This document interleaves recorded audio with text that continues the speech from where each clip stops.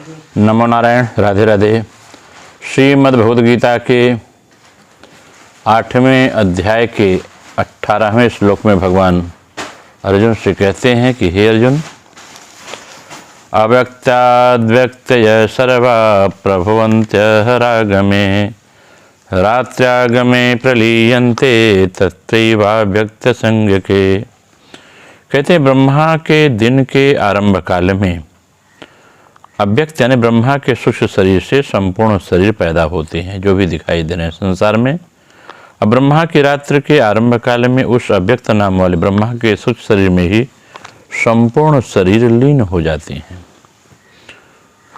अव्यक्ताद्व्यक्तयः तत्रैवाव्यक्त संज्ञके। मात्र प्राणियों के जितने शरीर हैं उनको यहाँ व्यक्तयः कहा गया है। जैसे जीवकृत सृष्टि अर्थात मैं और मेरापन को लेकर जीव की जो सृष्टि है, जो सृष्टि जीव की है, मैं और मेरापन को लेकर जीव के नींद से जागने पर सृष्टि जीव से ही पैदा होती है और नींद में आ जाने पर सृष्टि जीव में ही लीन हो जाती है। ऐसे ही जो स्थूल समष्टि और सृष्टि दिखती है वह सब की सब ब्रह्मा जी के जगने पर उनके सूक्ष्म शरीर से अर्थात प्रकृति से पैदा होती है और ब्रह्मा जी के सोने पर उनके सूक्ष्म शरीर में ही लीन हो जाती है। इसका तात्पर्य यह हुआ कि ब्रह्मा जी के जगने पर तो स्वर्ग होता है और ब्रह्मा जी के सोने पर प्रलय होता है। जब ब्रह्मा जी की 100 वर्ष की आयु बीत जाती है तब महाप्रलय होता है, जिससे ब्रह्मा जी भगवान में लीन हो जाते हैं। ब्रह्मा जी की जितनी आयु होती है उतना ही महाप्रलय का समय रहता है। महाप्रलय का समय बीतने ब्रह्मा जी भगवान से प्रकट होते हैं तो महास्वर्ग आरंभ होता है।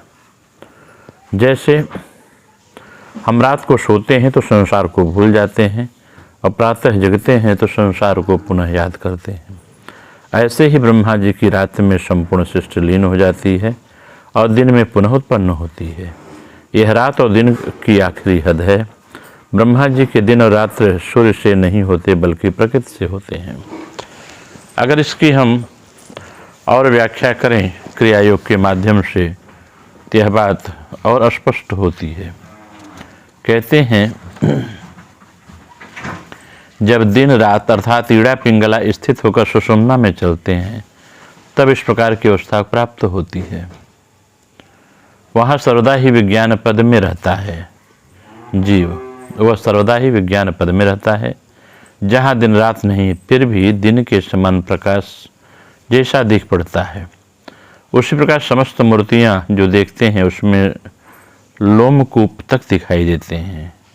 जब तक इस प्रकार की अवस्था में नहीं रहता वह उस समुदाय कुछ भी नहीं कर सकता। उसी का नाम रात्रि है। जब प्रकृत रूप से ब्रह्म अतिरिक्त अन्य वस्तुओं में आसक्त पूर्वक दृष्टि रखता है तब अव्यक्त यानी कुछ भी नहीं समझ पाता। आहरागम अर्थात दिवस का उपक्रम होने पर सब कुछ आलोकित हो जाता है। तब योगी के लिए कुछ अज्ञात नहीं रहता। सूर्य नाड़ी पिंगला में जब श्वास प्रवाहित होती है तब दिन होता है। चंद्र नाड़ी ईड़ा में जब श्वास प्रवाहित होती है तो योगियों की रात होती है। ईड़ा से पिंगला जाते समय जब ईड़ा से पिंगला में जाते समय तथा पिंगला से ईड़ा में जाते समय जो सुषुम्ना की श्वास गति होती है वह अव्यक्तावस्था है। वह अव्यक्तावस्था ही विज्ञान पद है। वहाँ अंतर जगत के नाना प्रकार के अद्भुत दृश्य अनुभव में आते हैं।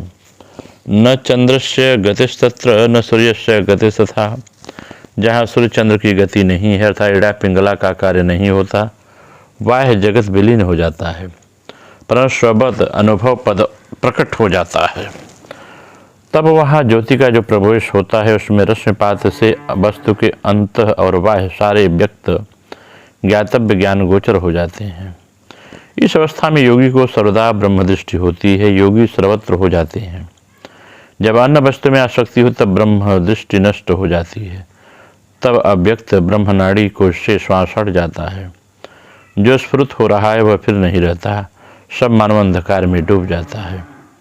श्वास सुषुम्ना के चलने पर योगी को जो विज्ञान पद प्राप्त होता है वही योगी पक्ष में दिन है। उस समय प्रत्यक्ष व्यवहारिक जगत मानो अव्यक्त कारण में विलीन हो जाता है और स्वप्रकाश अनुभव पद जो अव्यक्त है वह योगी को प्रत्यक्षागमन होने लगता है। यह ज्ञान और अज्ञान, संसारातीत भाव और संसार वस्तुतः योगी के दिन और रात्रि हैं। यह स्वप्रकाश अनुभव पद ही आदि पुरुष या हिरण्यगर्भ है। तदंतर्गत सर्वोत्तम विज्ञान पद ही पुरुषोत्तम भाव है। इस पुरुषोत्तम या नारायण के शरीर में ही समस्त जीव जगत बाह्य प्रकाश समूह लीन हो जाते हैं।